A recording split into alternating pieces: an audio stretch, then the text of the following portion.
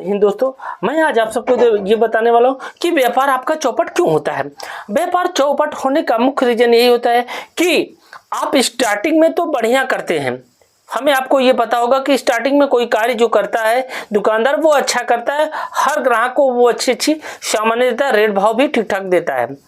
उसके मन में ये हो जाता है कि हाँ यहाँ पे अच्छी सामानें मिलती है, तो आपका स्टार्टिंग में बहुत बढ़िया चलता है। लेकिन जैसे कुछ समय चलने के बाद आप देखें कि आपके अंदर भी हरासमेंट आना शुरू हो जाता है। आपको लगता है कि लोग इतना कमा रहे हैं और मैं इतने कम दर पे बेच रहा हूं, तो मेरा क्या बच रहा है।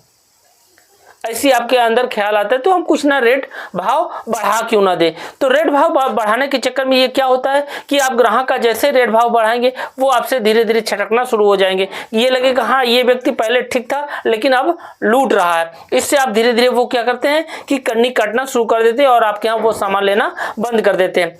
एक रीजन ये होता है। दूसरा रीजन ये होता है कि आपने स्टार्टिंग में आपका नया दुकान था, तो आपने क्या किया कि आपने क्रेडिट पे बेच दिया। क्रेडिट का तात्पर्य होता है कि आपने उसे उधार दे दिया कि आप 10 दिन 15 दिन या महीने 2 महीने में आप दे सकते हैं। तो धीरे धीरे आप बेचते हुए क्या हुआ कि आपकी जो जमा पूंजी थी, जो आपके पास सामान था, वो धीरे धीरे खत्म होता चला गया। और इसके बाद दूसरा क्या हुआ कि आपके जो ग्राहक आपसे उधार लेके गए थे वो दोबारा आपको पैसे रिटर्न नहीं कर रहे हैं कि पैसा दे दे आप सामान भर लें।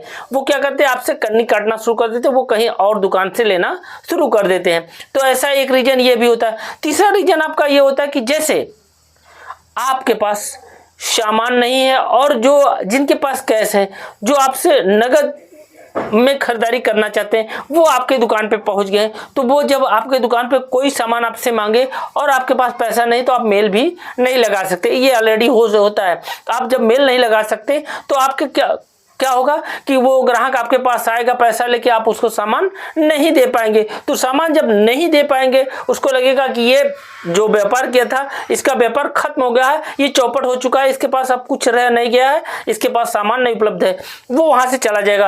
और अगर कोई व्यक्ति दूसरा आएगा तो वही रास्ते में अगर वो उससे पूछेगा तो वो कह देगा वहां पे आप मत जाइए, उनके पास सामान नहीं है। तो एक रीजन ये भी होता है कि आपका जो गलत मैसेज जाता है लोगों में कि उनके पास सामान उपलब्ध नहीं या सामान उनके पास नहीं होगा। तो इसका रीजन ये भी होता है कि आपके व्यापार चौपट होने का एक मुख्य कारण ये भी होता है। तो आपको ध्यान देके चलना होगा कि आपको व्यापार कैसे चलाना है।